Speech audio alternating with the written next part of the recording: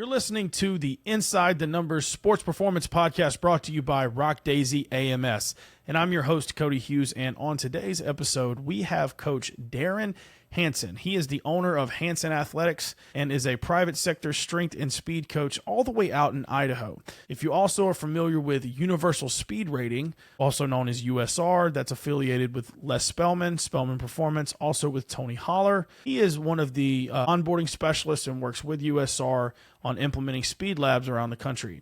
Darren is a really good mind on training speed from a guy who has a history in traditional strength training, a guy who actually competed in Olympic lifting for many years and now is training sports performance at a high level that mostly focuses on speed. We dive into his systems, how he evaluates, how he's using the Shredmill, which is one of the best tools that you can possibly have for training speed and acceleration, and lots of other things. He's a business owner first and also a great coach, and I think you guys will really enjoy this episode, as I enjoy every episode. You know, as I say in the intro of everyone, if you've listened to every episode at this point, I always say I really enjoyed it. Well, I really do, and Darren is a great coach and a great person, and this episode is jam-packed with a bunch of nuggets hopefully you can take back to your program and get better. So excited to hear Darren here in this show, and we'll see you on the inside.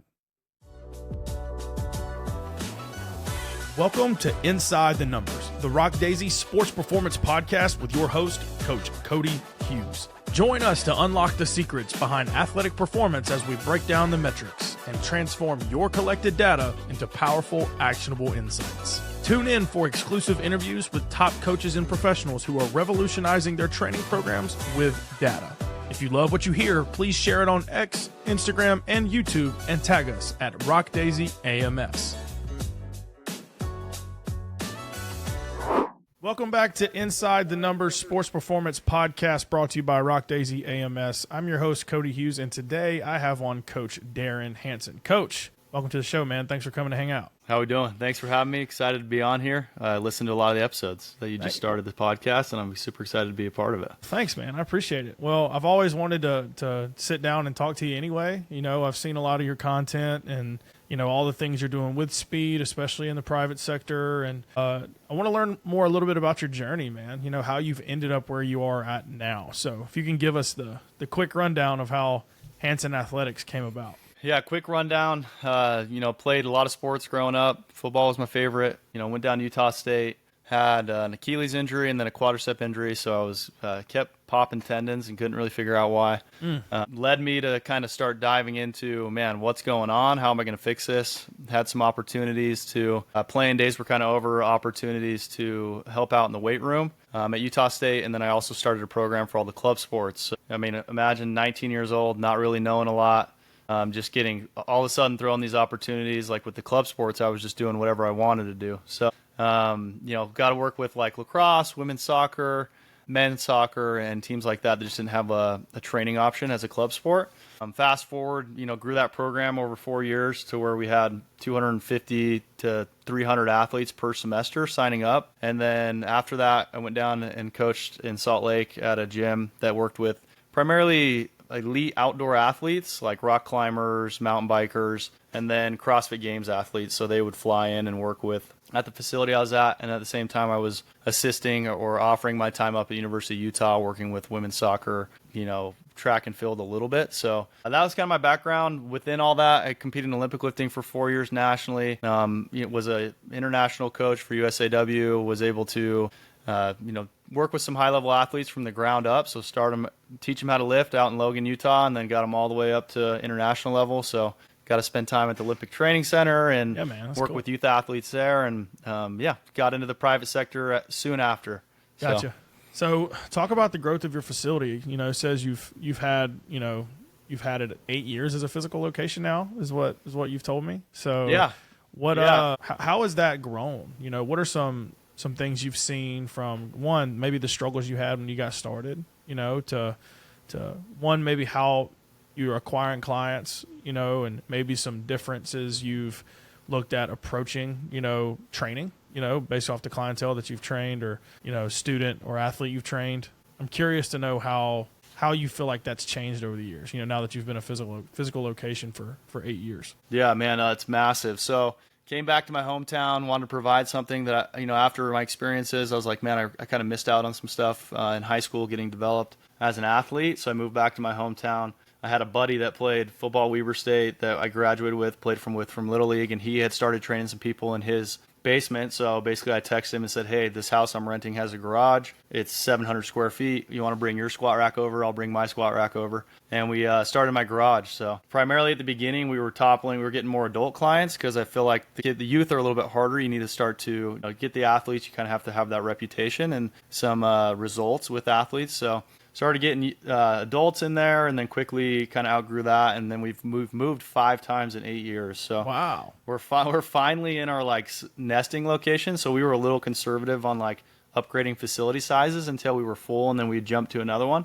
Sure. But started toppling those adults, and then they started bringing their kids in, and we had some good results with kids. At the time, we were primarily doing mostly lifting. So I came from that more traditional strength conditioning background, didn't have a lot of experience as an athlete of actually training speed or as a coach. So we were lifting weights, we were getting good results, but it wasn't quite turning over to what we wanted. We get a lot of kids that want to go on and play at the next level. And so as we kind of dove into that, and we're looking at, why are we not getting quite the results we want? Sure, I'm in Idaho, and there's some athletes. We don't get a ton of high level athletes, but we do get some that roll through. But it's like, how do we fight for those D3, NAIA, D2? Like, how do we get as many kids out that want to continue playing as we can? So we're like, okay, what's next? So we found, I've been following Les Spellman for a while, and they had just launched their Speed Lab program. Mm-hmm. And so I was the first one to join it. So I was in the very first group like 3 years ago. I didn't realize that. Okay. Yeah, we did like a call, and he's like, I don't really know what we're doing yet, but we're going to do something cool. And I'm like, well, I'm trying to learn how to teach speed. So, is this going to work out? So I joined, and that's been one of the best decisions I've ever made in terms of connections and getting to learn from, like Tony Villani, from Tony Holler, just a lot of high-level coaches that are involved with Les. He's kind of been very gracious in expanding his network with us. So have been able to, dive in, start teaching speed. At first, it wasn't sexy, and it was like trying to figure out how to get everything to work together. Okay. Now we have a pretty good system. I mean, we spend 25 to 35 minutes on speed work at the beginning of our sessions, and then we cap it off with like 25 to 30 minutes of lifting. And most of our athletes come in twice a week, and some make it in 3. So sweet. We just have to be really effective and make sure the work that we're doing helps those athletes build that base for whatever, when they step into a college. We want our athletes, we want to get those calls or texts from strength coach being like, whatever you guys did, great job, because you've got that base. Now we can add on whatever direction we want to go. Gotcha. Okay, there's lots of ways we can go here. I first want to touch on like your realization of wanting to implement speed into your system, because you didn't just happen upon Les and go, oh, well, I think we need to add speed, and then, all of a sudden you're a speed lab, with USR. Talk about your personal journey of maybe you followed Les maybe Les was like your tipping cap, or you followed other coaches, or you were educating and reading to the point where you started to realize just lifting weights wasn't enough. Yeah, that's a great question. So, I think when I first realized it really came down to, like I said, I'm in Pocatello, Idaho. It's like 60,000 people. We got 3 high schools, but the athletes, there's just a smaller population. So, what's a separating factor that even if I get an athlete that comes in that's a little bit undersized, like genetics, don't get to choose your parents. It's like, what can be a separating factor? So obviously speed is that separating factor, and a reason that some athletes that don't necessarily fit the D1 college size profile are able to get opportunities like that. So as I started to understand that and start diving in and following different resources, and then really starting to think about the nervous system instead of thinking about now when we write our training, obviously our younger athletes, we want to follow linear progression, we want to build strength, we want to build some size. But as my athletes get older, it's also like, okay, let's talk about how the brain speaks to the body, what their movements look like, how fast they're able to recruit, and getting into that next level of as my athletes, as we've focused on developing their central nervous system, all their lifts have gone up too. So it's been a very complementary thing. And before I was very pigeonholed and just thinking about size and strength is the end all be all. But as you get into college scene, you see the strongest dudes in the weight room are not necessarily seeing any playing time on the field. Yeah. So it's where's that gap? Where's the difference? What's strong enough? And then, how do we use the strength to actually display in movement, skipping, bounds, sprinting, like all of the stuff that actually, in my opinion, really shines on the field. Like when you see someone that you're like, that guy's athletic, it's usually because they're really good at that stuff, right? Yeah, no doubt. I think that's great. I feel like all of us that come from that strength background, traditional, I mean, you said you competed in Olympic lifting for a really long time and everybody kind of has this shift of realizing that you kind of go through that barbell phase, and then you've like rode that bike out. You've climbed that mountain per se, Yep. and now you're like, well, we're missing something, and then shifting over to learning speed. And I am so grateful for guys like Les and Tony Holler who have made speed so simple. So thankful for those guys. I mean, first off, they're two great humans. I mean, Les Spellman would give you literally his shirt off his back. For sure. If you've hung out with him in person, he's literally one of the nicest humans I've ever met. So do you still Olympic lift with your kids, even though you competed in it? So obviously, if you've competed at it, you were a director of USAW, you're obviously really good at coaching it. There's no doubt about that. Does it still fit? That's a great question. Like I don't mean to set you up for failure here because a lot of people know how I feel about it, and it's not about that. I just want to learn from you. Yeah, so if I have athletes that are getting older and they're heading into a program and committed, I'll reach out to that coach and say, what do you want them to do? At that point, I have worked with some snatches with some athletes just because that's what they're going to do. Sure. If we have athletes coming 3 or 4 times a week, we'll teach them the power clean, but that's really the extent of it. So, I for 4 years, that's all I did day in, day out, 5 days a week was Olympic lift. And we don't use a ton of it with our youth athletes. It's just the skill acquisition it takes to make the loads heavy enough to get the results that you want. I mean, I've read a couple different articles on, we'll do a lot of trap bar jumps instead of clean poles and stuff like that. So I think there's value to them. I think if you have the right clientele, population, or time with the athlete, sure. But I think even a lot of colleges are moving away from a heavy Olympic lifting based program. And I think there's other ways to get a similar stimulus. So Sure. Yeah, we don't spend a lot of time on that at all. Right. Well, and there's a dichotomy with Olympic lifting that I've got a lot of really smart coaches I've talked to. I've even debated guys on YouTube, on podcasts. Will Rattel is one that comes to mind. If you guys don't know Will, he's got a pretty big YouTube following, college strength coach who advocates for Olympic lifting. He's like, well, all us youth coaches and high school coaches want to talk about slow cooking the process when there's no better slow cooking process than learning Olympic lifting. I have plenty of clapbacks on that per se, but those are some good arguments. But it does make sense, especially in this transfer portal world that we live in, especially in college. You don't really have a whole lot of time to slow cook, man. Like you need an air fryer, not a slow cooker. Yeah. It's still got to cook it well, but it's got to be fast, man. They've got to get results quick. And knowing that majority of your athletes come to your facility 2 times a week. So you said your sessions last an hour 15? Yeah, we're about an hour 10 with recovery work at the end. There you go. So they're really only getting 140 minutes ish a week of training stimulus from you. So you've got to pick and choose that wisely, right? Yep. So talk to me through your template of the sessions at your gym. Okay, so typically an athlete comes in, we're spending 3 to 5 minutes on just prep work, getting the athletes opened up. It can change, like in the mornings, like at 6:15 a.m. this morning. We'll spend a little bit more time just because they just woke up, getting them prepped. But if they came straight from practice, typically we'll just roll right into it.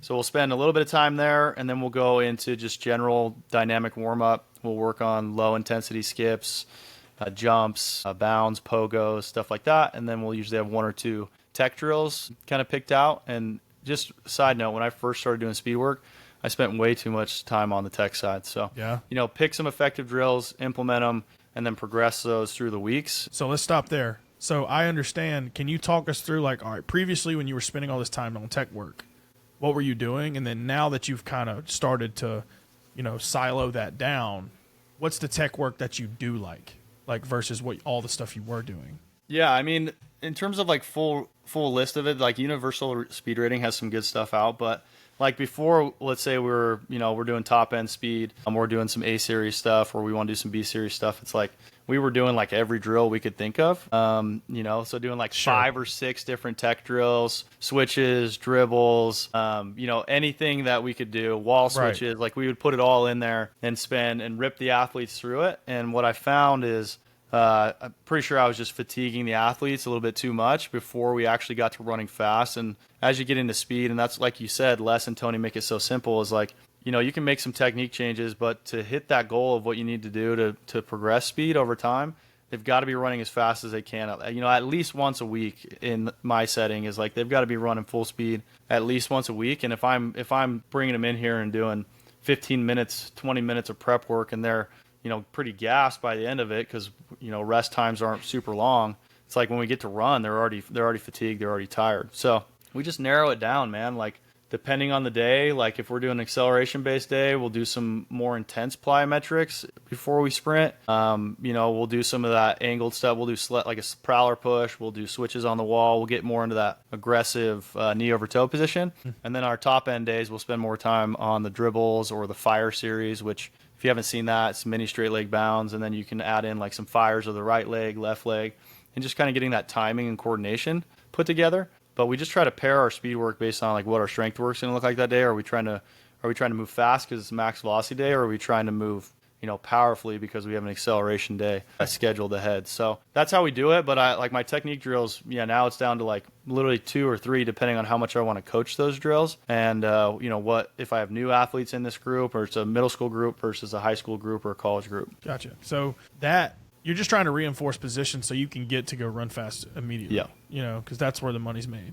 So when it comes to volume, let's talk the working sprinting on your acceleration day versus your max velocity days. What distances are you running? How many reps are you trying to get? What are you tracking? Yeah, of course. So first off, private facility owners out there, obviously you've got to make work what your facility is, right? Like what you have. So I'm in Idaho. We're about to kick into winter. We have our gym segmented based on acceleration top end. The longest we can run flies is 30 yards with enough room to slow down. So we'll do a 20 build, 10 fly. And that's where that's our technical top end. And now that we have the Shredmill, side note, we'll do some longer stuff on the Shredmill. Gotcha. So typically if we're running on the ground, once a week our athletes are running that full 30 and we'll do 3 to 4 reps. I also will, if a kid gets in there and rips off, if they're in season and they rip off 95% plus, I'll just cut them off, even if it's 1 or 2 reps. I'll be like, okay, you kind of hit that stimulus for what I needed from you today, and you're recovering well, so let's move on to the lifting. So kind of depends if they're in season or out of season. And then on our acceleration side, it's a little bit shorter. We have, 25 yards-ish, so we use extra genies and sleds. We'll do anywhere between 10 to 20 yard loaded sprints, and from there usually we'll pair that with some weighted jumping or med ball throws and stuff like that. But we'll do, again, depending on the group, 3 to 5 reps. Like with my younger athletes, middle school kids, when you kind of weight them up on those, it takes a lot of gas out of them. So my older kids will do 4 or 5. So we just kind of have found the flow that works for us, and seems like our kids can continue to get better, but on top of that, recover between each session, and we don't have a ton of injuries going on. So that's kind of like just the main flow of that. What was the second part of your question? It was, so I was wondering, what are you tracking? So like you said the 2010 fly, which Tony Villani calls that like game speed max V. Like that's 100%. But then on the acceleration portion, are you doing the 10 to 20, 5 to 10? There's a bunch of different ones that people use. I'm just curious what you guys like, what you value and what you track. When we're tracking data, so obviously we'll track those 30s and we'll get the top speeds and use that as like their top speed. And that's where we have all these boards in our gym with people signed into clubs. That's what they're at. So a lot of my kids, like my track kids, they'll run 20 in here and they'll go hit 22 on the track. So they just are aware that like that's a very specific top speed for where we're at. And then on the acceleration days, we like to do 5, 10 flies, and we like to do maybe 10 yard build, 10 yard fly. Sometimes we'll time. We have free laps, so starting right off the base, like we like to do fly-ins because they feel like they're a little more accurate with free laps. Free laps are a little finicky when it comes to like starting someone on the line and then getting the very beginning of the run. So we have played around with it's a little harder with logistics, but doing certain sled loads with athletes and then getting their 10-yard split and trying to find like that right VDEC like for them to make progress. So that's something we've played around with, but most of our timing is either on acceleration days we'll do like a sled sprint and then go into a 5-10 fly and kind of pair those two. And then again, on our top end days, we'll do that 30-yard distance, but sometimes we'll make them race. Sometimes we'll do a little bit of a curve built into it. Just depends on what we're trying to do with that block. So yeah, good deal, man. That's awesome. So you spend 20, 30 minutes on our speed. You're saying dynamic warm up. You've got some tech drills, some fire drills, get the nervous system ready. Sprint for your stimulus, and then you roll into the weight room with 25 or 30 minutes. So if you've only got 25 or 30 minutes, what does the weight room segment look like for you guys? The setup, we have our gym segmented as well. Like we have more of like a pull focused day with trap bars on one side of the gym, and the other side we got all our racks and barbells and like landmines and stuff like that. So typically, if we have an athlete twice a week, one day is kind of a lower body squat focus. So we'll mix in some upper body and the accessories, but they'll typically have 2 to 3 exercises paired with their main strength movement. So they'll come in right now. For example, we did front squat for 8 weeks, and now we're actually moving into a Bulgarian split squat, which will progress over the week or over the blocks into a front rack reverse lunge. So we're usually doing either a unilateral or bilateral squat pattern lift, and then paired with that, depending on how much we're jumping in our prep work, we may put some jumps in there, kind of like a little not full Cal Dietz style, but we'll do a little bit of like triphasic where we're trying to load them up, jump, load them up a little bit, jump again, and then do a high speed or overspeed jump. So we'll play around with doing that stuff with the athletes. But then sometimes our kids we're just like, man, we got to pull back one of these dynamic movements, and we're doing some trunk work, right? So Gotcha. It's like, yeah, for sure. When you have young athletes, it's like very fluctuating based on like, I'll make changes based on what I'm seeing that day for like, they'll fit within the mold, but some athletes will be doing different stuff than other athletes. Yeah. And then our second day of the week, when we're doing that more top end, we'll have trap bar jumps. Sometimes we'll load up the trap bars. Like we just came off an 8-week block of pulling 5s on the trap bar. We don't do any straight bar deadlifts, but we do straight bar. We do RDLs with a straight bar. But that's our more pull focused day. Again, accessories, we mix in some upper body, but when I only have athletes twice a week, I already know, like, if they go live by themselves at Gold's Gym, they're going to do upper body. So I know, bench, baby. in their high school weight room where, like, around here, it's like they have a program, but they can kind of do whatever they want. They're going to go, like, I remember when I was in high school, I did bench day 3 days a week, right? 100%. So yeah. It's like I know they're going to be kind of chasing after that on their own, at least with my guys. So I don't prioritize that as much. With the girls, a little bit more because they're not going to do that on their own. But I think our best results have come from just, like, that pull and push focus with some accessories for upper body and kind of like positional stuff like box step downs, like a slow eccentric. We'll play around actually with a lot of isometrics. So like, let's say we hit our front squat, we might go into a bilateral overcoming isometric pull, just getting athletes in positions and making them spend time there and develop the ability to do that. We've actually had, since we started doing some of that more unilateral isometric work, we've had a lot less hip and soft tissue injury with the hips and the hamstrings. So, okay, man, yeah, that's actually been awesome for us, and it's really hard for youth athletes particularly. So, sure. Whenever you're trying to track or the kids keeping up with their weights or progressive overload, how are you guys doing that on your gym floor? Because like obviously it's easy with speed because everybody's running the same for the most part. Like you're not differentiating that much with the speed work. And if you've got your free lap set and if you're writing everything down, if you're throwing it in a Google sheet. But with the lifting side, do they have a training card? Do they have folders? Everybody does it different. I'm just curious how you guys do it. Yeah, so obviously we track all our speed. We have universal speed rating, and we do Google Sheets for some more testing. They're actually coming out with 4 more metrics that will be in there, so we'll use a lot of that for like our dynamic stuff. And then in the weight room, we have Train Heroic, which has been good in terms of like we've built out so much programming in there that it's easy to piece and put it together. And we do some remote stuff, so we'll use Train Heroic. But on site, I was finding like a lot of my 10% of my athletes were actually going in and putting their numbers in for whatever reason, even though we remind them and whatnot, but getting them to go on the app and put in their numbers. So we actually have now we use sheets too. Okay. So we've just been able to get a lot more consistency and buy-in. Like the kids have liked being able to like physically write write something down. Yeah. Yep. And it stays at the gym where you can see it. And then you could even write in, all right, if you did 20s on Bulgarian this week, like we're going to go to 30s if we're trying to intend, like things like that.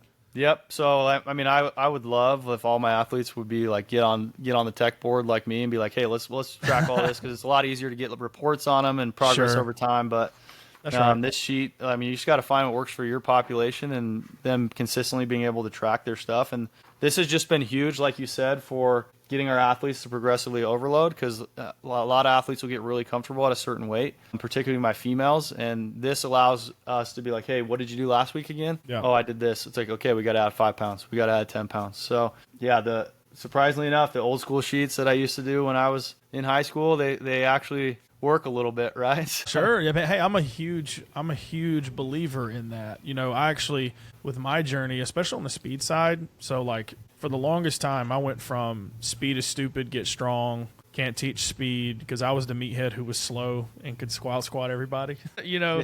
and then moved into, being red pilled and finally figuring that out to timing sprints on my turf with stopwatch, but not collecting anything, just giving feedback, and then eventually starting to write things down, and then acquiring a laser system. And then the first thing I ever did is I had a laser system that didn't have cloud storage. I didn't have like a Dasher or Free Lap or any of that, to where I had a sheet, like, a spreadsheet with names and columns, and like when they ran, I was writing down every single rep. And I realized through that process, I knew those numbers like the back of my hand, bro. Yeah. Like, I knew every kid's number just from the habit of the brain connection of I'm writing this down. But when we went fully automated with Dasher, now we have roster spots using Dasher where the kids select their name. Sure, reports are easy. Tracking 3-week rolling averages is easy. But am I as close to that data anymore? I'm not.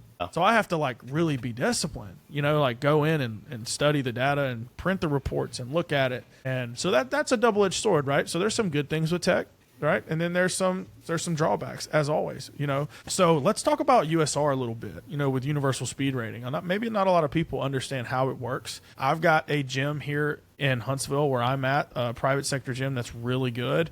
That's also a universal speed lab. And I'm trying to understand more exactly how it works. I understand that this is basically a plug and play speed system for private gyms to be able to evaluate speed. And I want to learn more about how it functions. Like what are you assessing? What kind of scores are you getting? What's the standardization behind it? Let's hear it. Yeah. So a lot of can of worms there. So sure. I would start with, overview of the actual platform is, yes, you have your community, you have your athletes in there. They can go in and track, or you can put their numbers in pretty easily. What it's going to do right now, what it does right now is it's just top speed mile per hour. So you put in their top mile per hours. Each athlete has their own profile. You can go and look at easily. There's graphs built out. There's the ability to have speed lab reports, which are kind of based off a 20-yard with a 0 to 10 and a 10 to 20 split.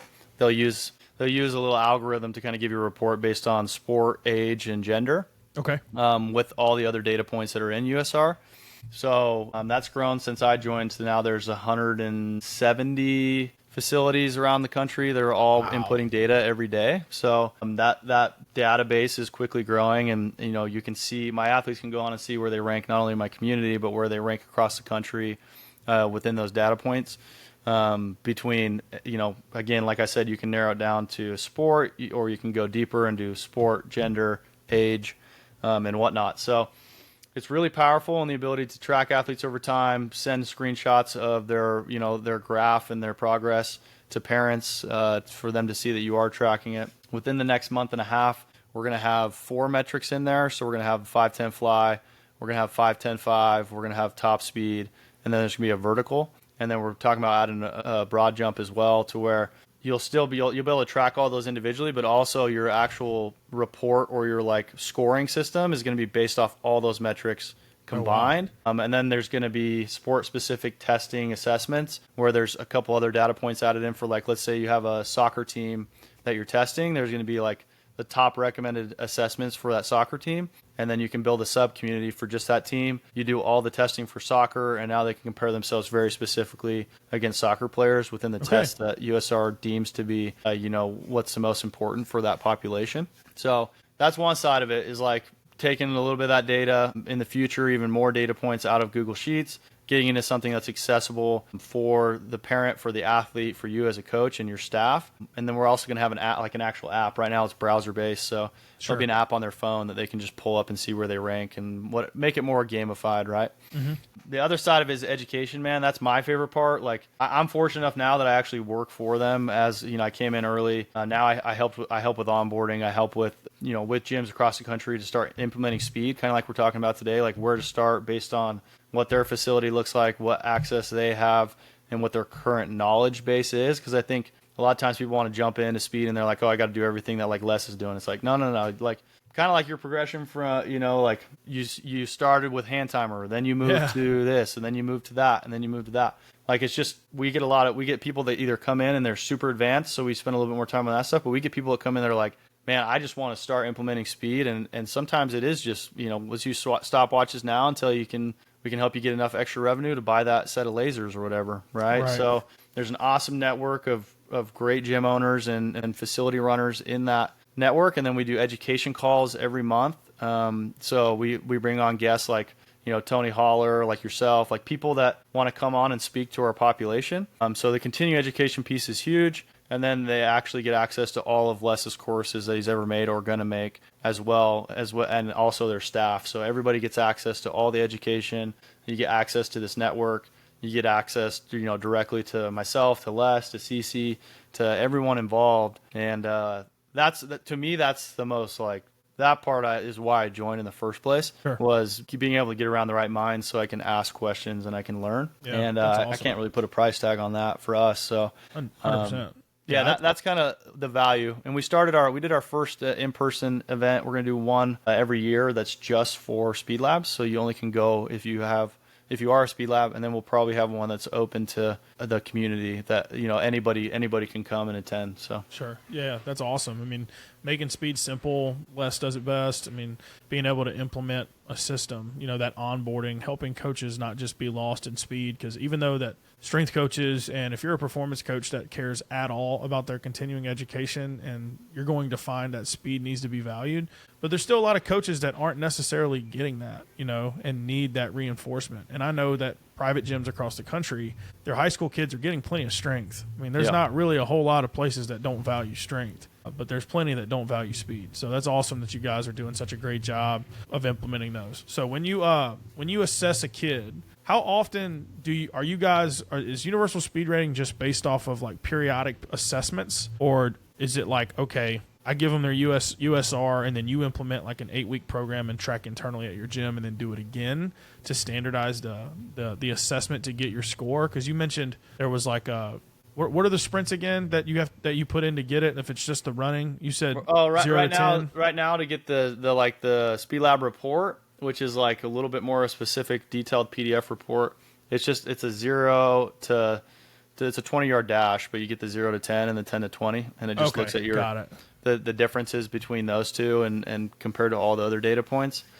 So that's just one run, and you can get 2 splits for where it starts at. So all right, so help me understand this, because this is what's always really bugged me about a dash. How are you standardizing a 0 to anything, right? Like, because the NFL Combine's a hand start laser finish, and then you've got people that say, well, we do, like, for example, we're running, like, I've seen coaches do this, we're running 40s on laser 40.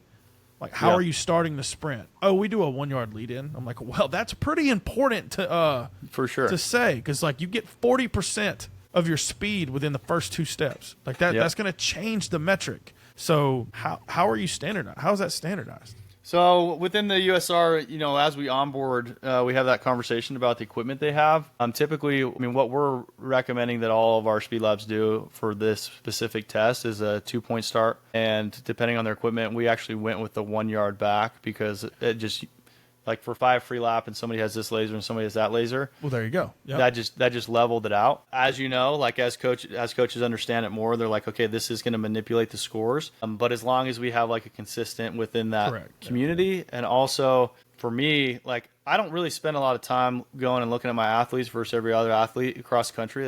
I actually spend most of my time looking at, within our community, because that's what I have control over. Right. So within like my community of athletes, I know everything's standardized, so I can compare athletes where they're at based on, my athletes in here that are doing a good job in here, but also, what are the guys that are on the field doing a good job? What do their numbers look like compared to this athlete that wants to get more playing time? Like, Sure. Yeah. so, Yeah.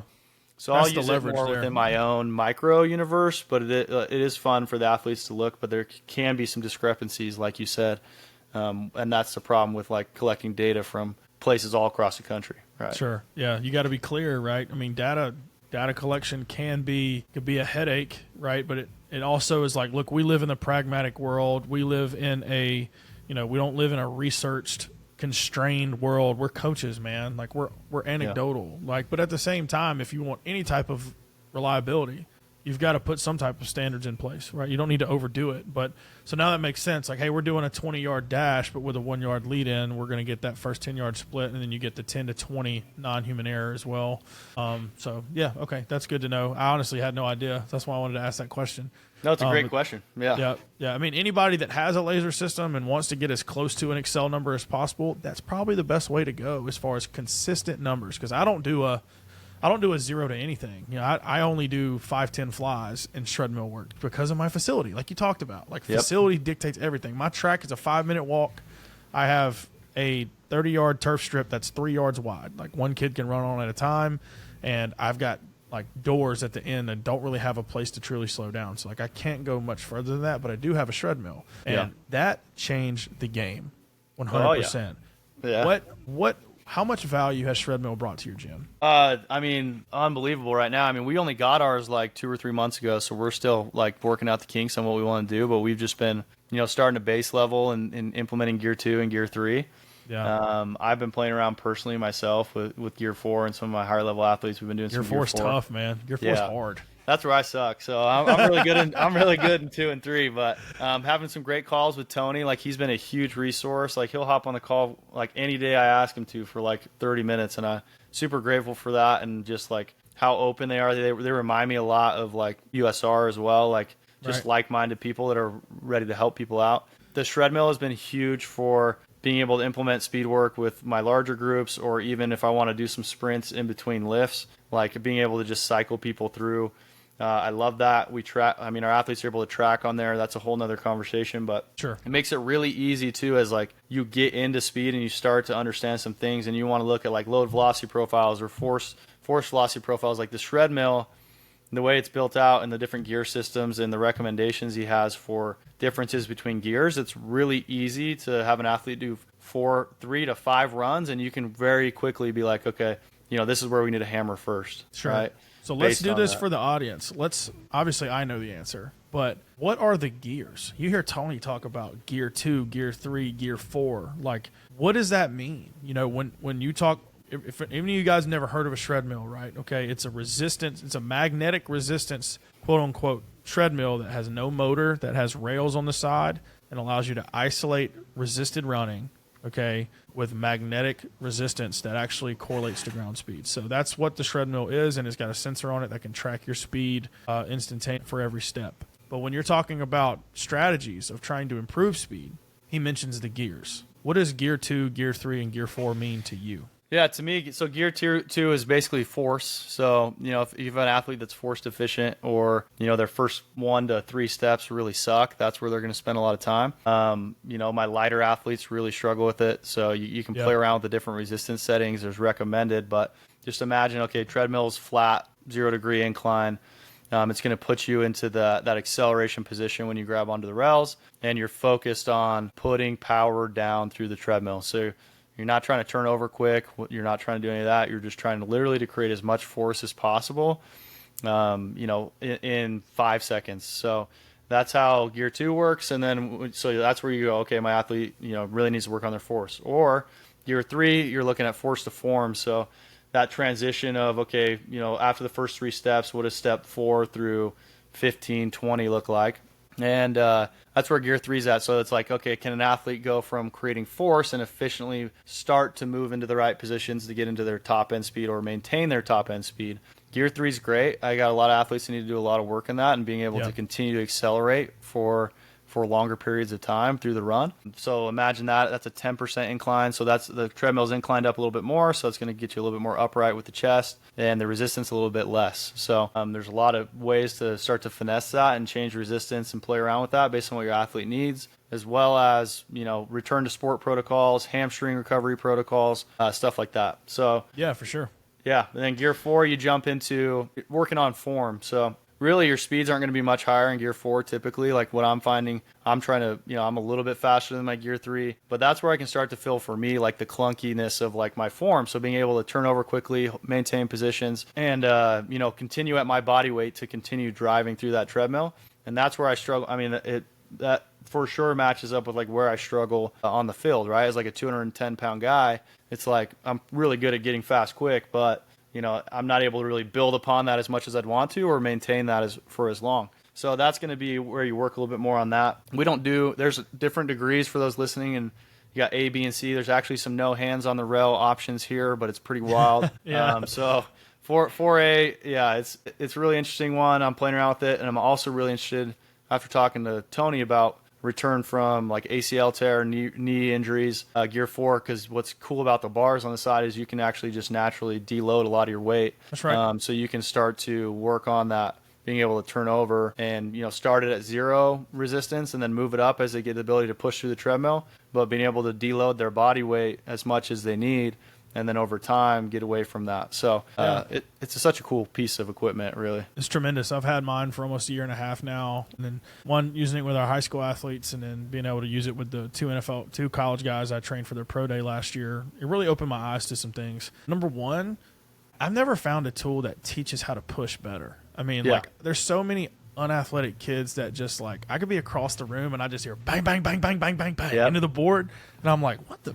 And when I first got it, I was like, that doesn't sound right. Yeah. Well, yeah, because they're trying to push down rather than push back. And then all of a sudden you get some of your kids that are good with force. It sounds like woo, woo, woo, woo, woo. Like it sounds whooshy. And you're like, holy cow, those are the guys that are getting up to those, miles an hour. So if you guys know, gear 2, meaning that you're trying to overcome inertia, the goal is to try to get to about 50% of your max V. Okay, somewhere around in there. So if you got a kid that's a 22-mile-an-hour athlete on the track, they're trying to get to, 11 miles an hour on gear 2. But body weight comes into that too, because I got linemen that can hit that no problem, but obviously they can't run that fast. Yep. So there's a little bit of nuance in that, right? So, but it's a great tool, man. I've had tremendous success with it, even with like the return to play stuff too. Like had a kid that's always had a hamstring issue, and being able to get on that and control, with a hamstring issue, the speed of contraction is bothersome, but force really isn't typically. So we can actually hammer something heavier and then slowly dose in some of those speed contractions. And then on the other side, if you got a joint issue, it's the opposite. You can really deload a kid with an ankle sprain and still run and get some load on that, all within the whatever it is, the daggum 20 square feet or whatever you're working in with the Shredmill. I know this sounds like a Shredmill ad, guys, but this is just two coaches that love it. It's crazy. I've had a bunch of my buddies in the USR already buy one, and man, the feedback's always great, and they're pretty robust. I mean, we haven't had ours long, but I mean, how many athletes are you running through it a week? Dude, I'm 100. And it's like, and it's funny because Tony actually had to figure out a manufacturing issue, because I had one of the first ones, and it was just to where it was welded down, like the rails were welded into the board. And because some of my big guys are so strong, and depending on, everybody runs differently, right? For everybody that thinks that you just run like this, no, there's rotation and running, and sometimes that if you got hands on the rails and you kind of torque it because you're trying to dig. And I had a 305-pound D lineman from Purdue that ended up running 4.96 at his pro day. That's a big boy moving. That's a lethal weapon. Right. So that weld started to give to the point where it's about to break. And Tony hit me up way ahead of time. I was like, hey, I got to send you some new handrails. And I was like, what? Mine's fine. He's like, no. It's going to break. So to the point where he sent us new rails where it's bolted into it now rather than just welded. But other than that, man, it's taken a beating, and I haven't had any issues other than getting really good at adjusting your belt, belt from. Have you had to get a new belt or board yet? I have. I installed it myself. It was not that fun to do. I'll tell you that. It took me about an hour to figure it out, because there's actually mostly because I didn't understand the steps, and Josh and those guys are putting together better steps to understand Yeah. how to do that. But as far as simplicity, it was easy. But there was multiple steps of taking it apart, and I messed up of like, okay, I thought I was done, but I didn't, so I had to start over or retrace my steps. But yeah, I've replaced I just replaced my belt. My board's fine, so it's been great. You know, it's easy to move kids through. So are you mostly self-profiling with your kids? Do you choose when to use pins? Meaning, like for example, for those of you that are listening, Shredmill has a database included in their software that you can assign a pin number, or it assigns a pin number for you to an athlete, so that you can track assessments over time. But also it has a self-profiling where you can just hit go and get a score. I personally, because I run so many kids through it, I don't use those pins because of time constraints. But maybe at your gym where you have a little bit, maybe you have a less ratio of athletes. I'm curious how what you're looking at. Yeah, so for my some of my junior and senior really right now it's like football and track. We're doing some pins because they come in smaller groups, but it all comes down to like situation, right? So if I've got bigger groups or they're younger kids, I will just put it in free mode, let them rip. We have it projected onto a TV so coach can see it from anywhere on the floor, and then you can start to see their numbers. And our setups where I'm working with my population within, like I have my group of kids every week, and then my other coach has this group of kids, and sometimes there's some transfer over, but for the majority, like we really get to know our kids in and out because we have our select like 40 to 50 kids that each one of us works with. So we can start to get a little bit more into that. But I'm not as worried about actually tracking and profiling on the software side until they're like pretty good, and I want to start dialing it. Like they're hitting like, okay, gear 2 is this. They're hitting half or more of, like you said, their top speed on the ground. Okay, their gear 3 is now we're 3 to 4 miles an hour over that gear 2, and in gear 4, for the couple that have done it, it's like, okay, you can maintain over your gear 3 speed for 6 seconds, right? So it's like those are the people that I want to start tracking a little bit more and being like, okay, how consistent are these results? Or there's one that's lags behind based on, where you're at, and being able to be like, okay, should I add more resistance to this athlete in gear 3, or should I drop some resistance and have them turn it over quicker? Like just starting to explore those options of like how to go a little bit deeper into that next level. Sure. And that's where I think maybe that profiling would be really effective. And then also, we haven't implemented it yet, but I would love to do more of the profiling for athletes when they come in for their first onboarding session. Yeah. And just doing a couple runs on there. Hey, come hop on the Shredmill. Let me show you how much you suck. Yeah. Be like, this is where you absolutely suck, right? So yeah, man. It makes it an easy sales conversation too. On like, let's get you in groups. 100%. 100%. It's so funny with our 8th grade, like 9th grade kids that just like, I'm like, the great thing about the Shredmill too is like, I want you to push the belt. How fast can you get the belt moving? And they're just like, feet are going up, but the belt's not moving. Like, I don't get it. It's hilarious, man. But they figure it out because it's like a self-cueing machine that doesn't even need a ton of coaching. When you get some high-level athletes, there's some ways on like gear 3 and stuff that they'll deload their body and spin the belt and cheat a little bit. But that can be coached easy. Do you find like your best athlete? You know how you were saying like find the things that the good athletes do on the field, right? You were talking about that. Gear 3's got to be one of those things. Yeah. Gear 2 and gear 3, like gear 3 particularly, right? And it's like when you talk about game speed, like you talk about, okay, I got my football guys in here. Those guys that excel at, 2 hard steps and being able to build a little bit of speed or change directions, like, if I got a guy that's really good at top end speed in terms of like football or gear 4, but they suck at gear 2, gear 3, they probably aren't playing as much. And my kids that can smash gear 2 and gear 3 are usually my kids that are making the big plays on the weekends for sure. 100%.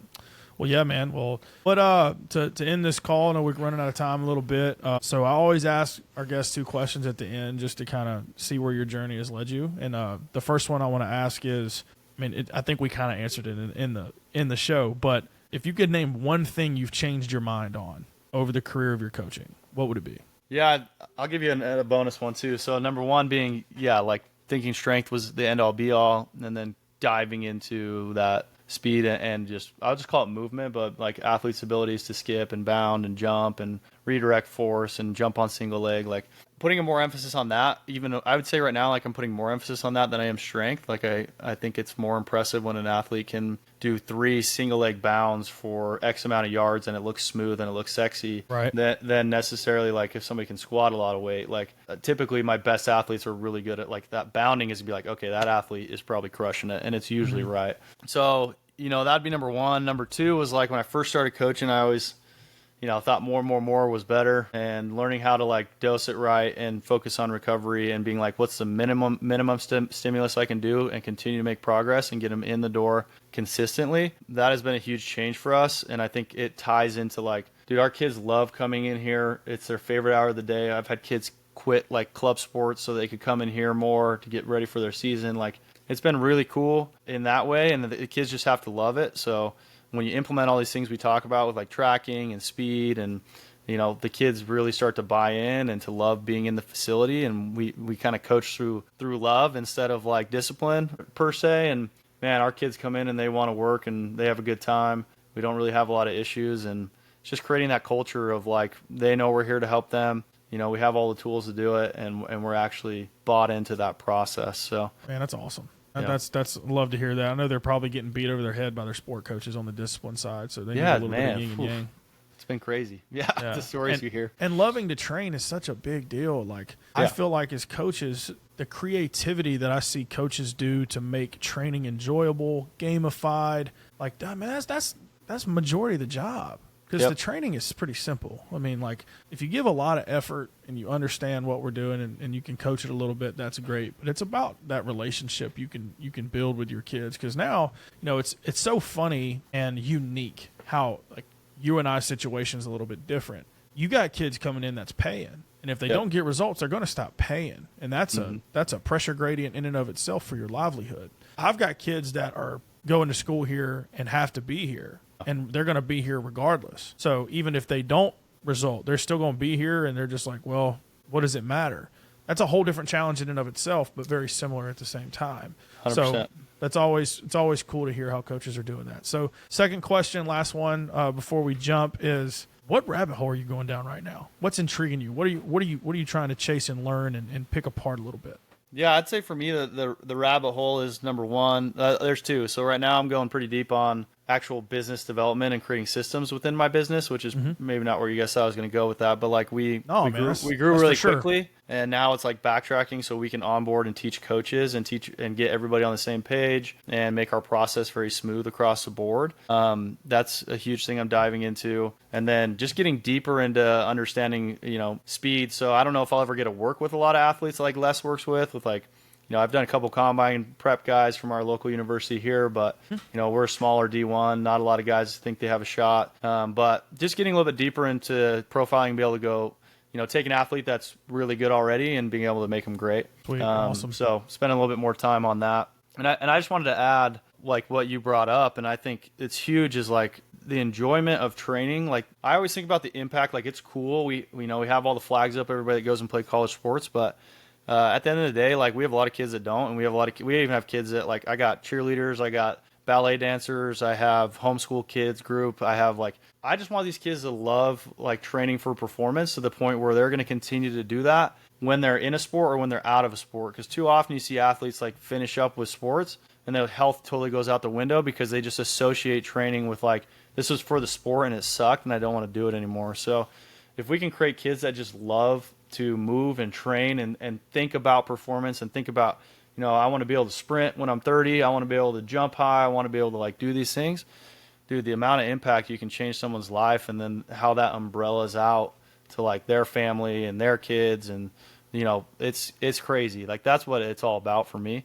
Yeah. So I thought that was huge that you brought up, like, it's like, how can we make it, the fun part is important. Like, no matter what some of the old school coaches say, like, it needs to be enjoyable. Yeah, 100%, man. I believe in that wholeheartedly. And you're making a lasting impact doing that, and you need to know that. Like, it's not just about increasing the number, about the next performance metric to get, climbing that ladder. Although those things are important, it's a lot more about building a robust mentality as a human and being able to have such a great relationship with health and fitness. So that's amazing. Well, Coach, I appreciate you coming on. Man, you're a wealth of knowledge. For those of you that, if you own a private gym and want to know about USR, hit up Darren for sure. to learn more about that. It's a great resource. If you don't follow him, follow Les Spellman, follow Universal Speed Rating, follow Darren. You can learn a lot just by following along. So thanks, Coach. Thanks for coming on and sharing an hour with us. Yeah, I appreciate the opportunity, man.